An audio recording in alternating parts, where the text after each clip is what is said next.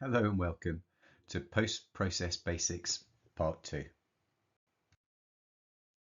This is a much shorter section than Part 1. We're just going to revisit some key fundamentals in the post-process to give you a bit more depth and to repeat some of those key bits of information which we really want to bed in at this stage. We'll also look at a couple of different things, giving it some sort of wider context to some of the things happening in the background within post. One of those is shooting ratio. Very simply, it's the ratio of total duration of footage shot to the final program length. So if your final program is 1 hour and you film 4 hours of footage, that gives you a ratio of 4:1. Why do you think that might be important within post-production? Scripted drama and documentary might have quite a low ratio, whereas something like reality or observational documentary might be very high. And you can imagine why the differences between those two occur. You have a very controlled environment within scripted drama and documentary, whereas a reality show or observational documentary, you don't have such control over the behavior of the subjects that you're filming. So you might end up filming for hours just waiting for one simple thing to happen. The producer and the director should be very clear about what's expected. So this is a discussion which needs to be had up front. Pretty standard post-production conversation is what kind of cameras are we going to use? What kind of codecs do they use? What kind of ingest protocols are we going to have? We're going to have a DIT. What kind of lenses are going to be there? Lots and lots of things are discussed up front. And one of them is the shooting ratio. Now, it's not an agreement that's signed. It's not signed in blood. It can change. And some directors can be a little bit gung-ho about things. It is a creative process. And it is worthwhile gathering all that information, filming all that content while you have the opportunity, while you're on location, while the weather is good, etc., etc. So you might find that you end up with a slightly higher ratio than you expected, than you agreed up front. But it's extremely important to have that conversation with the client before filming starts, because high ratios have huge knock-on effects at every stage. So imagine if you're doing a 30-minute program which has commercial breaks. So you're actually looking at, let's say, 25 minutes or 23 minutes worth of content, and you actually end up with 2 hours worth of footage. That's manageable, but that means that you have to ingest 2 hours worth. You have to sift through 2 hours worth. So you're going to slow that offline process down. Obviously, you'll have metadata from the set saying this shot's good, this shot's bad. The actor may have fluffed their lines or something, so we disregard those.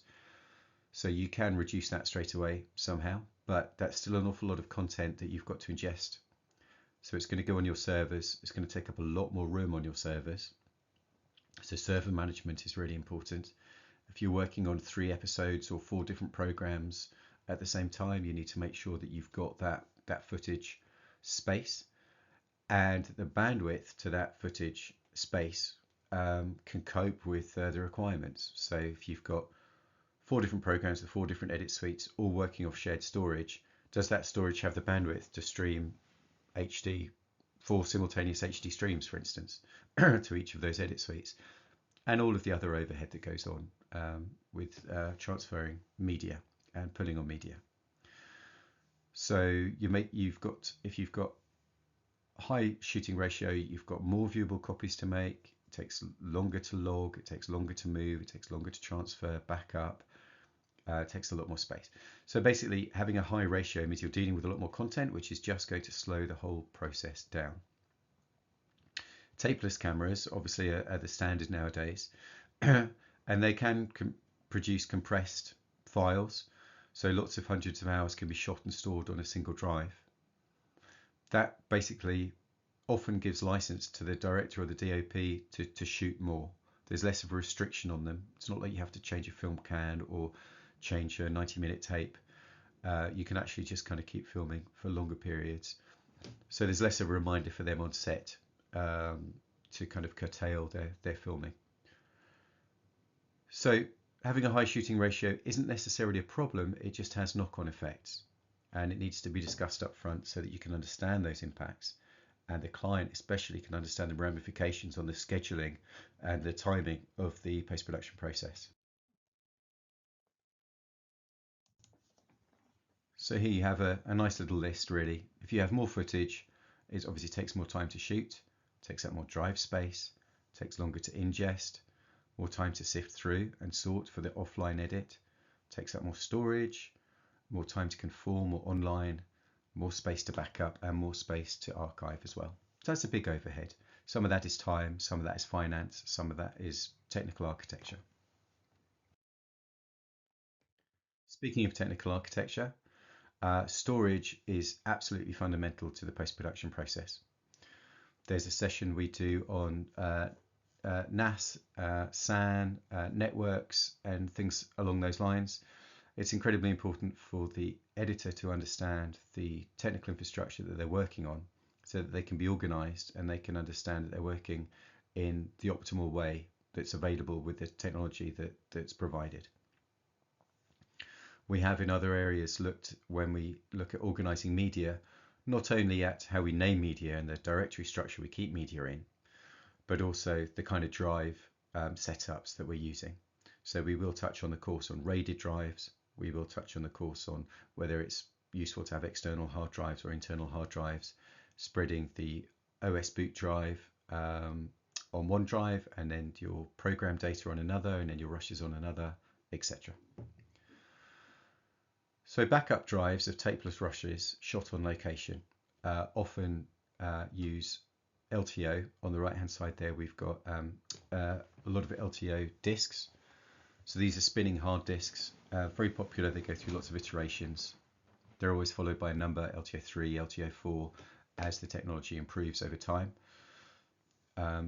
They're often controlled by a little robot which understands where all the drives are kept physically and will move along, pick up the right drive that it's been programmed or just requested to pick up, and then go and slot it into the read-write machine. It's important to understand that within an ideal workflow, you're going to have 2 extra copies of everything. So you've got your working copy, you have a backup copy, and then you have a backup copy off-site. That off-site could be in the cloud, could be in a data recovery center, could just be in another building. Drives for storing media for the offline edit. Obviously, the shooting ratio has a big impact on storage, as we've already covered. But a lot of places, to keep costs down, will hire in storage to work on for a particular job, and they'll build that into the costings. So you might have a standard infrastructure which you will partition per job.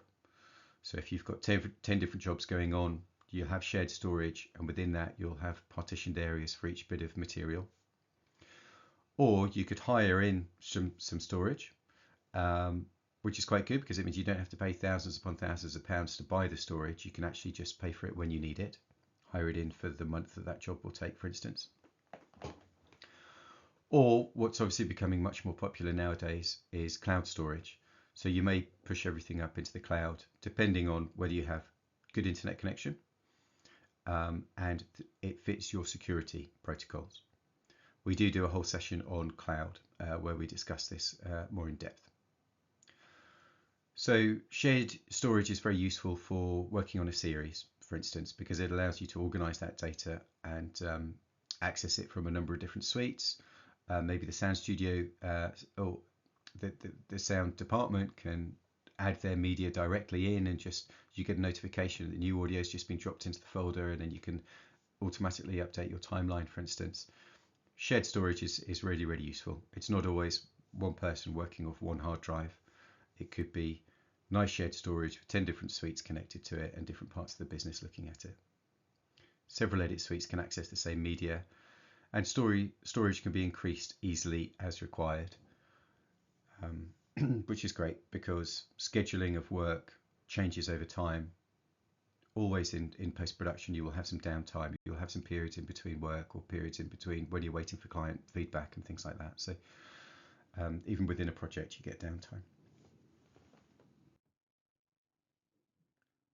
So a really key bit of information you need for the whole process is to understand the security of files. As we work through that generic overview post-production process where we're going from the shoot to the offline to the online, getting everything together, doing the master, doing the dubbing, security needs to be maintained throughout that entire process. Specifically looking at the security of files, what a lot of people do is they watermark files. If you're going to make an approval copy, for instance, which is going to go out to a client, then sometimes a watermark can be applied to it, which is an overlay of a logo, basically, on let's say the top right-hand side of the screen. I'm sure you're all familiar with watermarking, or with, sometimes they're called bugs. It's just burnt in, meaning it can't be removed. It's not an invisible layer. It's actually there as part of the pixels, as part of the burnt in rendered screen material. You can apply a hidden code though. So instead of it being visible and there as pixels, you can actually put in some high frequency noise within the stream of information. So it's embedded within the video, and it can be extracted later to reveal and indicate the source. So if we're going to make, if we're going to work on a shot for, let's say, someone like Disney or Marvel or ILM, someone, you know, really big like that, they have extremely important and very definite security protocols. And possibly as part of those, or maybe a high brand like Nike or Apple or someone along those lines, they may say that they want everything watermarked. And when you watermark something, you put in the origin date and the origin location, and, you know, possibly down to someone's name even of who it was sent to. Because later, if that material does crop up somewhere online, you can actually analyze that to extract the watermark, and that's going to tell you who made the file, when the file was made, where it came from, and potentially who it was sent to. So it's an extra layer of security that can be added. Encryption is ubiquitous. Everywhere, everything is encrypted when it comes to sending out media. It may well be that it's encrypted in its transmission stream. If you're using something like Aspera or Signient, you upload into Aspera, it sends that data across to someone else, and it's traveling in an encrypted fashion. Encryption is incredibly powerful. It's not foolproof, but it does take a very long time to break, and the modern protocols that we've got in place are extremely efficient. So very often encryption is necessary when material is transferred, but not always. Secure delivery involves this encryption, splitting data across multiple upload paths to make interception on the internet almost impossible. So if we're transferring from A to B, we might not just send frames in the right order all down one pipeline at one time. The encryption and delivery software may actually come up with a really complicated strategy for splitting that data up and sending it down different channels at different times so that it can't be intercepted. Or if something was intercepted and managed to break the encryption, they only have small bits of data. They can't put it together into the whole. As we've said, adding a visible logo, such as a bug in one corner of the screen, it's a very simplistic way of doing it. But it is a way of saying that something is draft or something is not yet final. It's a useful indicator for that. And then going down to the most simplistic of terms, adding burnt-in timecode, BITSI, onto the screen, as you can see an example there. So timecode is a way of identifying every single frame of video, and it runs like a clock. So very often your program will have a 10-hour program start, but if you're just making a little file, then you might want to start with a 0 timecode start because it might not have embedded timecode. You might just want to burn it into the screen there just to stop anybody using it for commercial purposes. It's a very simplistic way of adding a very tiny bit of security to what you're sending out, or at least limiting the use of what's going out.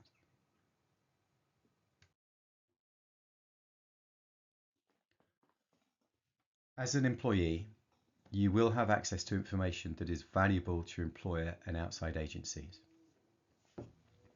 A key part of one of the KSBs is to understand the commercial context of post-production and to understand the commercial value of the assets that you're dealing with.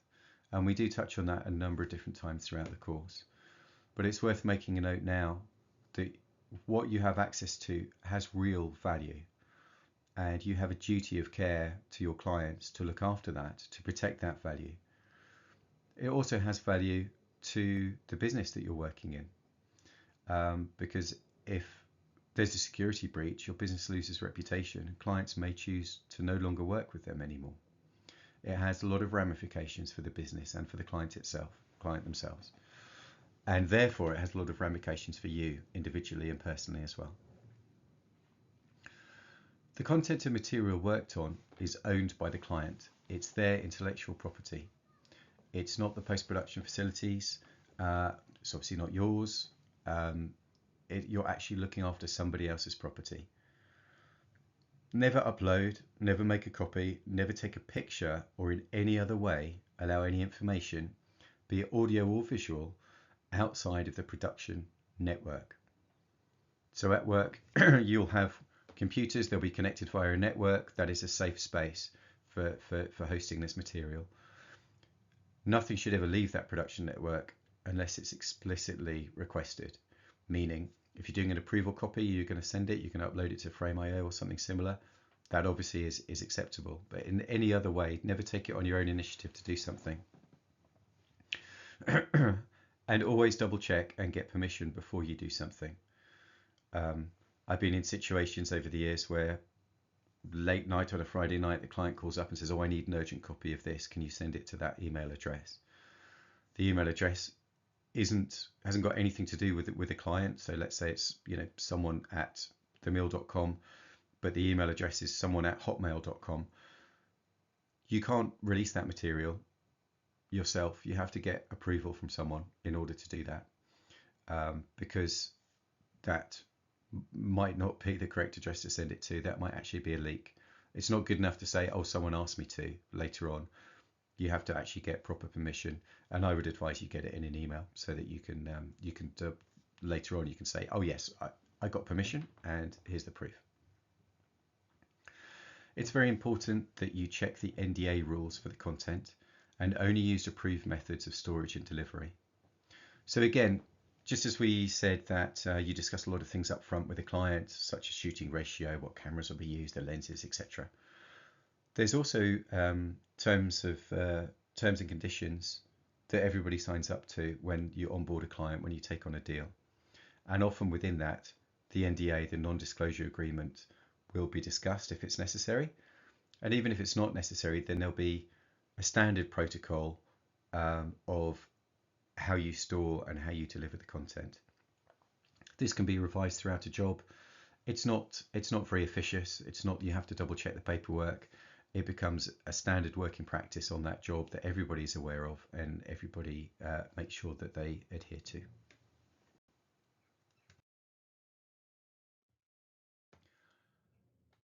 So the internet is used more and more in production. The transfer of data, the compression of data, these systems are maturing and improving all the time. There's nothing new about them at all, but they're becoming more and more useful, which is great. So a few things to be aware of. SohoNet is a company that has a dedicated network, high-speed connection around some London facilities. It also exists in several other UK cities and also to New York. Some facilities will pay to have what's called dark fiber installed, which is a personally owned fiber optic network to link sites.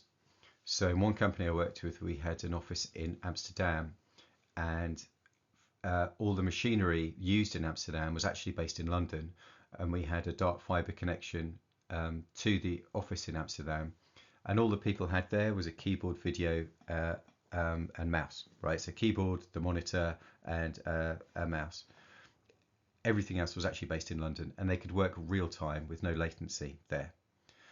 So the transfer of this data over a dedicated network, because you've got complete control over bandwidth and you've got a very high bandwidth, can work extremely well. Other other protocols, so FTP, file transfer protocol, we cover that later in the course as well. That's a useful protocol for uploading using something like FileZilla or some other FTP software if you need to upload to another server that's outside your network. There are companies like Beam and Clearcast that work on delivery of some programming and mostly commercials.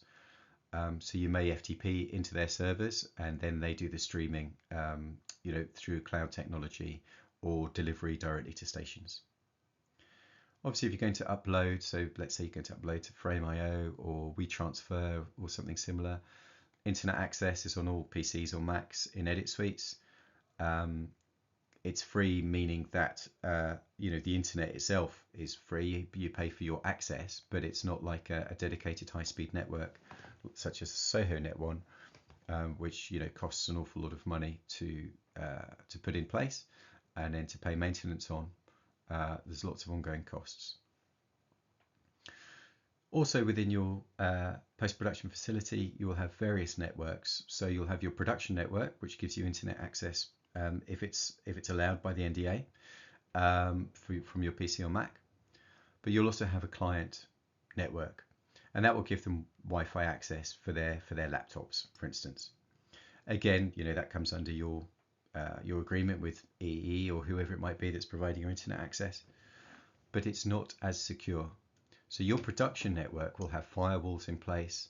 It'll be really, really locked down.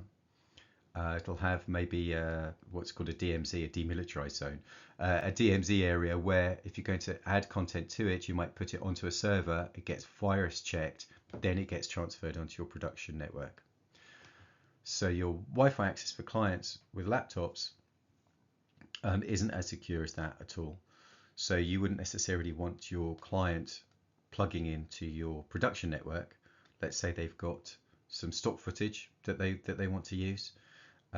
Maybe they'd put it on a little pen drive and say, there you go, here's a flash drive, please plug that in. Well, obviously you need to virus check it. You need to protect that production network. So transferring of material from a client's laptop onto your production network, you have to follow secure protocols to do that.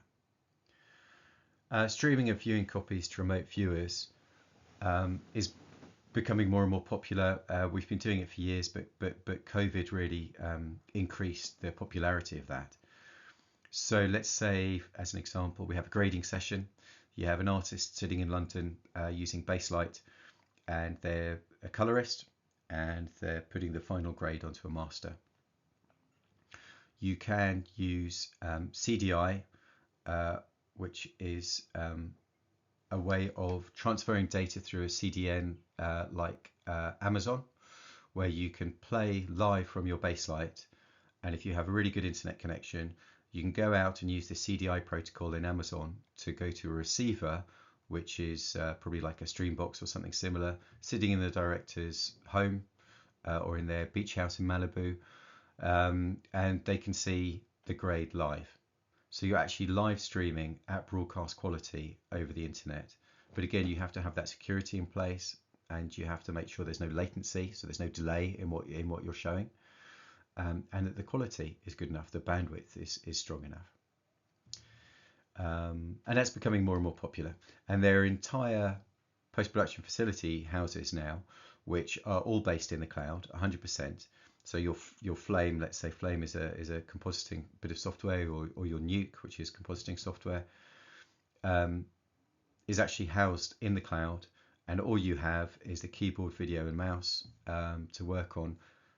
Everything is being streamed live over the internet to you, and also to your clients who are actually in completely different locations. There is a lot of in-house streaming that happens. So this could be in a cinema presentation room. This could be to an OLED in a suite, or you can broadcast, directly to handheld devices or iPads if necessary. So you could have in-house streaming protocols and devices, and you have to obviously make sure the security is good for that. But the bottom line to all of this, including the cloud-based services such as Foreseen, Streambox, etc. The bottom line for all of this is that clients need to view footage. They need to view the edit as it's happening, and they need to sign off elements or the final process. And there's lots and lots of different ways of doing that. There's lots and lots of different ways of media coming in as well. So it could be rushes, it could be stock footage, it could be other elements that the client wants to bring in. It could be the audio that's arriving to update the edit. So there's a lot of media coming in and out. We need to make sure we have the storage, we have the bandwidth, we have the connectivity, and we have the security.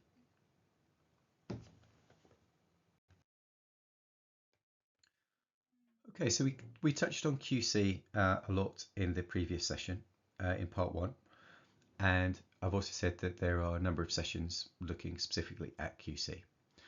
But it's worth just having just a little look at some of the really basic things that can crop up, just to give you a better understanding of QC at the moment.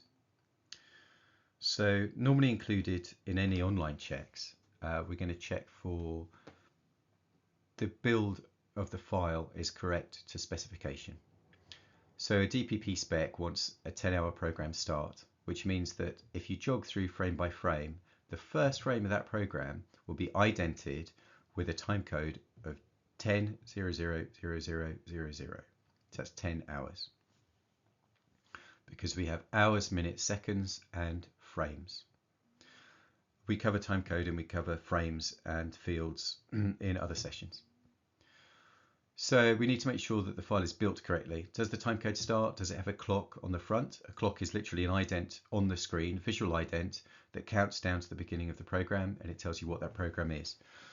Almost everything has a unique name or a unique ID, and that needs to be present on the clock as well. We're going to check for shooting problems. Items in the shot. Is the boom coming in? Is there lens flare? Is there a lens hood, visible? A lens hood is there to stop light coming in from the sides of the lens and causing distortion and problems. So very often you'll put a little hood over it. Sometimes it can drop down and it can come in shot. You're going to check that everything is the correct aspect ratio. So modern television is 16:9. I'm sure the monitor you're looking at is 16:9. But there are a number of different aspect ratios, especially for online content. It could be 9:16, so it could be actually kind of like mobile phone shaped, for instance, or it could be 4:3, or there's a number of different aspect ratios. I would also include in that, is it 2K, is it 4K, is it what it's supposed to be, looking at that delivery specification. We're going to check for flash frames, black frames, any kind of dropout or interference that could come from any of our footage or any of our edit. Checking for media offline or any offline media that's snuck through and it's low quality and hasn't been conformed properly. There's lots and lots of little basic things that can go wrong in post-production that you need to check for when you do your QC. You need to check for extra areas of black at the edges of picture. It's called blanking. You're familiar, I would imagine, with letterboxing. When you look at something that's 16:9 or another aspect ratio, you can often have a black bar at the top and bottom. Sometimes it's there for creative reasons. That's acceptable, that's absolutely fine, and it needs to be static and constant, at least within context. So you could have just a section of a program which is letterboxed, but it needs to make some kind of visual sense.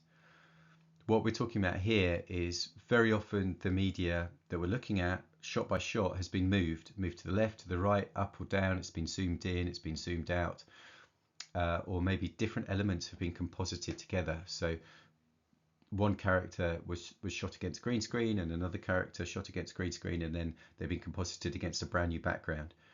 Lots of little errors can creep in there, and because you're often moving things about, you can just get some black coming in at the sides of screen.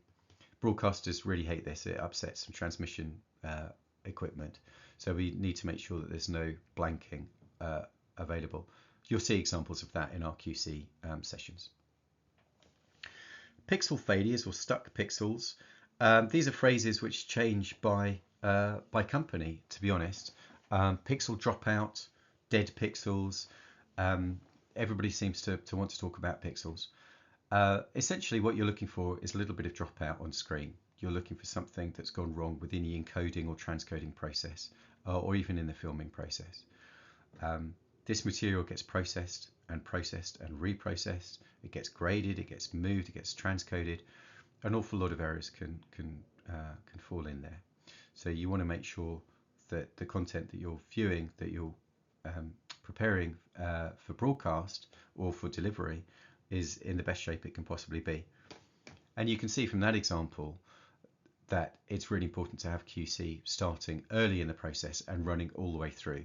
Yes, we do a formal QC at master stage, but we need to have an eye on quality throughout the whole process.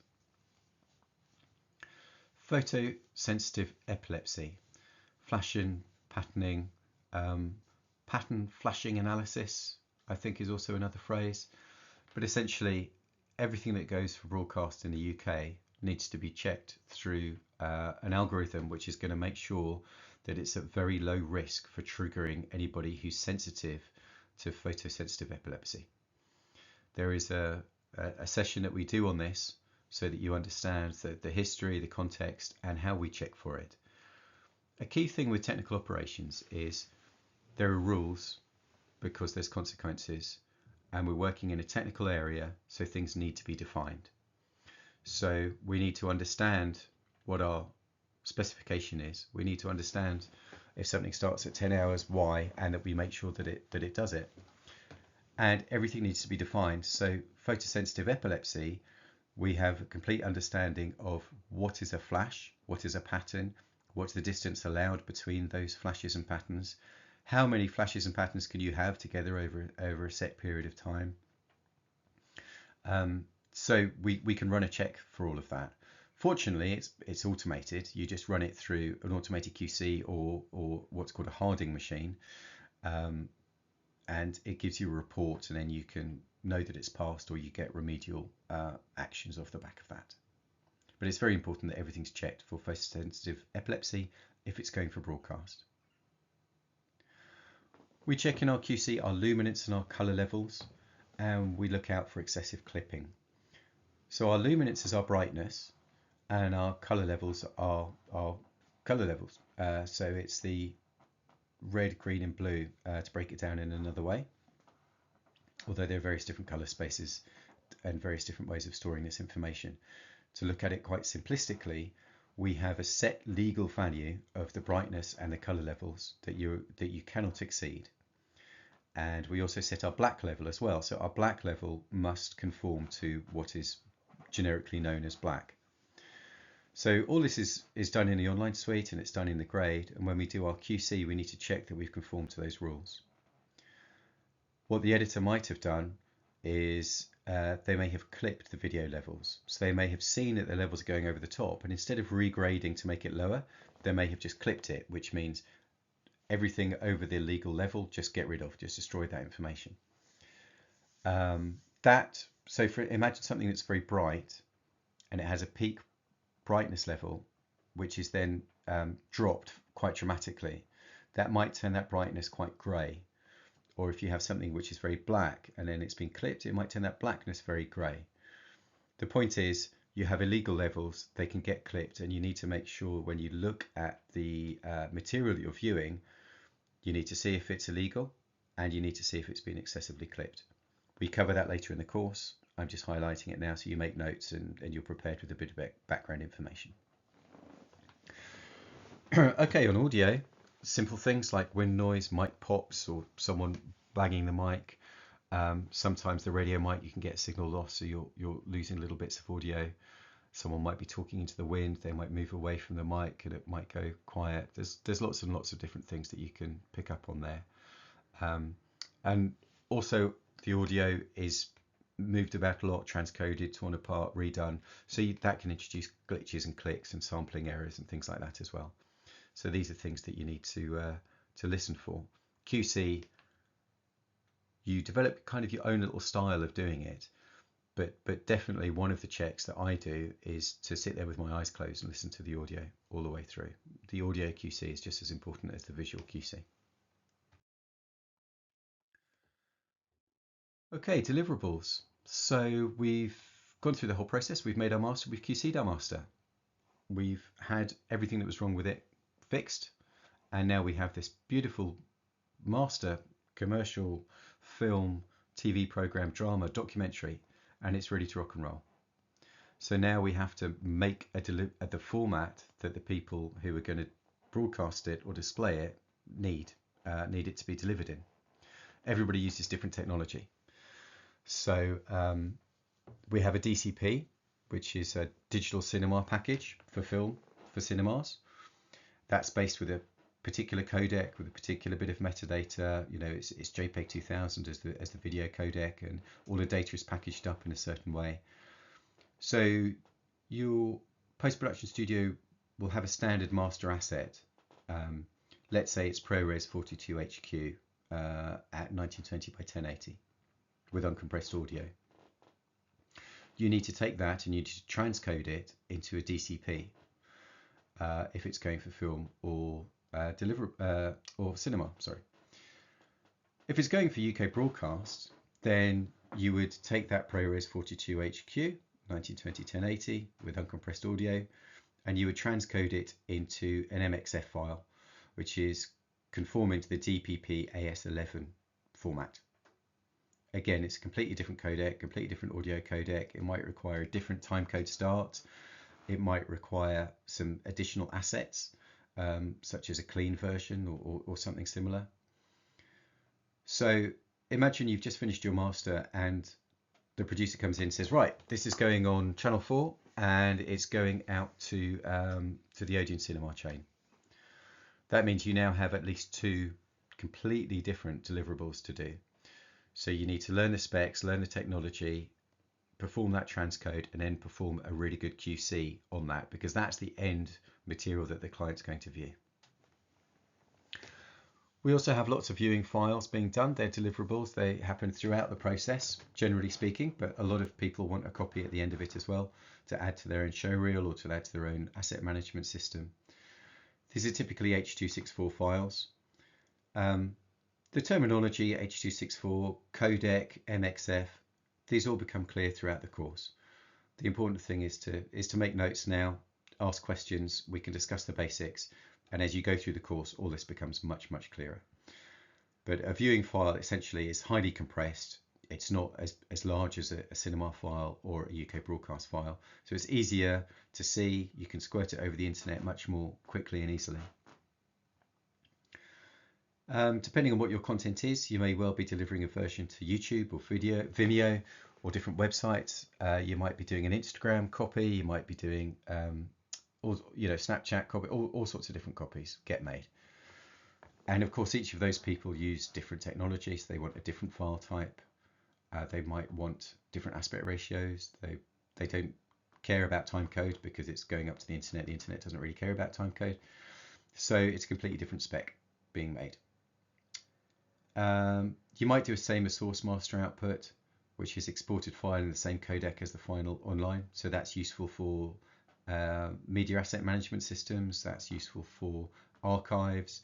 Very often the client have their own archive as well, so they might want a copy of that. And then you might export what's called a mezzanine file for archiving or for later reworking. So a mezzanine format is considered to be like an in-house mastering format, and it's as large as the largest delivery that you need to make as a minimum requirement. So if you're going to release 4K to cinema, you don't want your mezzanine format, your mastering format, to be HD, because you don't want to blow it up to 4K for delivery. So you look at your deliverables and you make sure that the master that's output by the suite is at least equal to the largest delivery format that you need to make. But most companies have a standardized output anyway, which covers 90% of their requirements. Each deliverable needs a QC to make sure the transcode has worked, the content is made to the specification required, and that it meets the order requirement. So however your company does it, you will have an ordering process where you'll be given the specification, you'll be given the location of the master, you'll make that transcode, you'll QC that transcode, and you'll deliver it as required in the work order. It's a really fun process, and it is quite straightforward, and you get to learn a lot of background technology as you do it as well. So since October 2014, the standard broadcast master delivery has been DPP AS11 file delivery. We have a whole session on DPP, and it's something that you'll learn a lot in your workplace if it's relevant to the deliveries that you do. It's got to have correct metadata. It has a QC report that goes with it. And when we do QC, you'll see that there's an automated QC and a manual QC, and you have to actually do both and provide details of both when you deliver a broadcast program to DPP. The production company might want other copies for safety or for their own library. Any changed versions may need extra online time. So if there are revisions, or if the cinema spec has one build because they want an ID burnt into the screen before it, but the DPP wants something completely different, then you might need extra online time to generate those different copies. The broadcaster might require other copies. So a lot of them used to want DVDs as well, or VHSs even, if we go back in time, with timecode burnt onto them, and separate audio tracks. To be honest, nowadays that's not the case. They don't want anything physical ever because it's all delivered online. But what they may want as a broadcaster is they may want a clean version, so a version without any titles, because they might be broadcasting to different territories. So in that case, you'd have a clean version and you'd have a number of different audio in different languages, and then they would do some reversioning within the broadcaster. We do a session on regional versioning later on in the course. With deliverables, you may well create subtitling and insert the subtitling onto that version before sending it out. Certainly, most commercials are subtitled before they're sent into distribution, so the post house will deal with the subtitler, and their actual distribution deliverable copy will have subtitling built into it. Co-production, which we're going to mention in a second, can may add a lot to the deliverables list, because co-production is when a number of different production companies get involved and work on the same product, and then they all need copies and they all have different requirements. So you might find, depending on the kind of production you're doing, the kind of job you're doing, you might just have to make one file and upload it and it gets distributed and that's it. Or you might find you've got lots of different online versions, you've got to do a cinema version, you've got to do a broadcast version, and then the production companies have worked on it, all want copies, and the director wants a copy, and the director's mum wants a copy. So you could end up just basically making tons and tons of versions, which is great because they're all chargeable. So we've touched on this, and there is a session later, but here's just a very, very quick look at some of the different types of versions that might be needed of a program. So this isn't a deliverable format. This is a different type of things that are needed. So different resolutions or aspect ratios could be HD, SD, could be 9:16, could be 4:5. It goes out on lots of different platforms. Subtitled or clean versions. So for programming, you could deliver, if it's going on BBC with no ad breaks, you have the whole program. If it's going out to ITV or Channel 4 with ad breaks, then you might need to make a different version that have space for the ad breaks, the bumpers. Different cuts for different co-producers, as we've just covered. And some people might want the clean soundtrack, so the M&E, music and effects. So that means that's just the Atmos, that's just the music, it doesn't have any dialogue on. And then they would add the dialogue later, maybe in a different language or something similar. Okay. Because of rights clearance, you might have to make a version that doesn't have any music on, for instance, that goes out, and then they solve that problem later at the versioning house or something similar. Also, some places might want surround sound, some places might want stereo sound, some places might want object-based sound. We have a session on sound types in the course as well as the session which is actually looking at Pro Tools and is more hands-on. But we do look at the difference between mono, stereo, surround and object-based. And so you might have multiple different versions to create along those lines. Co-productions are worth noting because they're becoming quite popular. They're a good source of additional finance for production because it spreads the risk and it helps raise funds a little bit more easily. But it can cause constraints on the production because now you've got two different production companies that are trying to make agreements. Content might need to be approved by different sets of people. If you think you've got your client's client, So for instance, if let's say you're working on a commercial, you might have your director who's a freelancer working for a production company who's been hired by the advertising agency, who's been hired by the product owner, so the brand. So that's 4 layers of approval that you have to go through to make sure that your work is acceptable and up to scratch and what they want. So that's 4 different people who can change their minds, 4 different people who could have different points of view. If you then expand that and do a co-production, then you could essentially, not quite double that, because the ultimate client's going to be the same. But the more people you introduce, the more layers of approval you have, and that can have impacts on the timings of things, especially as we often work with clients who are overseas. We'll often work with a client in Los Angeles, for instance, and we'll often have people in India doing some of the work. So if you think of an approval cycle on that, you've got your producer in London, the person doing the work in India, and the person doing the approval in LA. Then that's 3 different time zones that you've got to cover, and you've got to gather communication and get the approval of the work being done within a reasonable cycle, so that the person in India can then actually get on with the feedback that they've received. And the more people you include in that process, the longer it gets. The co-productions could be finance from China, for instance, and therefore, as part of that agreement, there's going to be a Chinese version.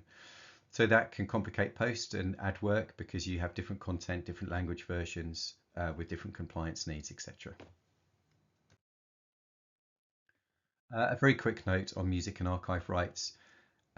Any content not actually recorded during shoot needs copyright clearance and payment. And there are, people in all these organizations who track all this and make sure that you have copyright clearance and that payments are made. And that includes things like music, archive material, graphics, etc. So if a client downloads a bit of music off-site, or gets some stock footage, or asks you to rip something off YouTube, then that's somebody else's content, and they have the copyright of that. And just as you protect your client's security, they're going to protect their security. So you need to make sure that it's noted and that it goes through copyright clearance, and any relevant payments and agreements are made. If something's specially commissioned, then usually it's paid for up front. And archive material is often paid by the minute. It's rounded up. So let's say you go to Getty Images and you say, I need footage from the Second World War because we're doing a documentary on this. Then they come up with an agreement, and an appropriate payment is made. Judicious use can reduce costs. Well, that's something for the producer to worry about, but absolutely, if you can generate content yourself, then you can potentially save money.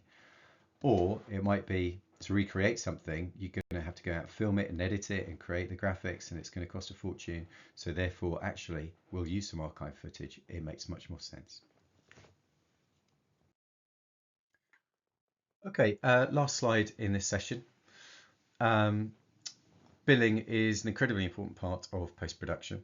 So you do a bid up front, you do a quote, discussing with the client what's going to be needed, and you're discussing things like shoot ratios, you're discussing things like how many cameras, you're discussing so many different things, the footage, the technology, the timing, the schedule, the artist availability, lots and lots of things. Very often, instead of doing that job by job, people will have a buyout deal, and they'll say, right, all my work over the next year, I'm going to bring to this post-production house, in which case, in return, I'm going to get guaranteed access to this kind of equipment, these kind of artists for these kind of times. It's useful because it helps plan, essentially. Post-production is quite difficult to forecast how busy you're going to be in 6 months' time or a year's time. So therefore, it's difficult to finance what's going to happen, the things you're going to have to buy, the things you're going to have to support. So having a buyout deal works quite well because it helps you plan a little bit better. Just be aware that overruns and unexpected changes in schedules can have a huge cost for a facility. Now, sometimes you can pass that back onto the client, and sometimes you have to just swallow that. So it's very, very difficult, and it's client by client, and it's job by job. But basically, the old saying, time is money.